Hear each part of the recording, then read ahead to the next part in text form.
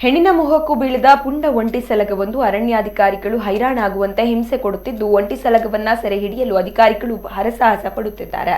ಚಿಕ್ಕಮಗಳೂರು ಜಿಲ್ಲೆ ಕೊಪ್ಪ ತಾಲೂಕಿನ ಜಯಪುರ ಸಮೀಪದ ಮೇಗುಂದ ಹೋಬಳಿಯ ಸುತ್ತಮುತ್ತ ಕಳೆದ 4-5 ತಿಂಗಳಿಂದ ಪುಂಡಾನೆ ಕಾಟ ಕೊಡುತ್ತಿತ್ತು. ಇಡೀ ರಾತ್ರಿ ದಾಂಧಲೆ ಮಾಡಿ ಹಗಲಲ್ಲಿ ಸುತ್ತಲೂ ಪ್ರಪಾತವಿರುವ ಎತ್ತರದ ಜಾಗದಲ್ಲಿ ನಿಲ್ಲುತ್ತಿತ್ತು. ಇದರಿಂದ ಅಧಿಕಾರಿಗಳು ಹಾಗೂ ಸ್ಥಳೀಯರು ಹೈರಾಣಾಗಿದ್ದರು. ಈ ಪುಂಡಾನೆಯನ್ನ ಹಿಡಿಯಲು ಶಿವಮೊಗ್ಗದಿಂದ ಸಾಕಾನೆಗಳನ್ನ ಕರೆಸಿದ್ದರು. 3 ದಿನದಿಂದ ಕಾರ್ಯಾಚರಣೆ ನಡೆಸಿದರೂ ಒಂಟಿ ಸಲಗ ಎಲ್ಲರಿಗೂ ಚಳ್ಳೆಹಣ್ಣ ತಿನ್ನಿಸುತ್ತಿದೆ.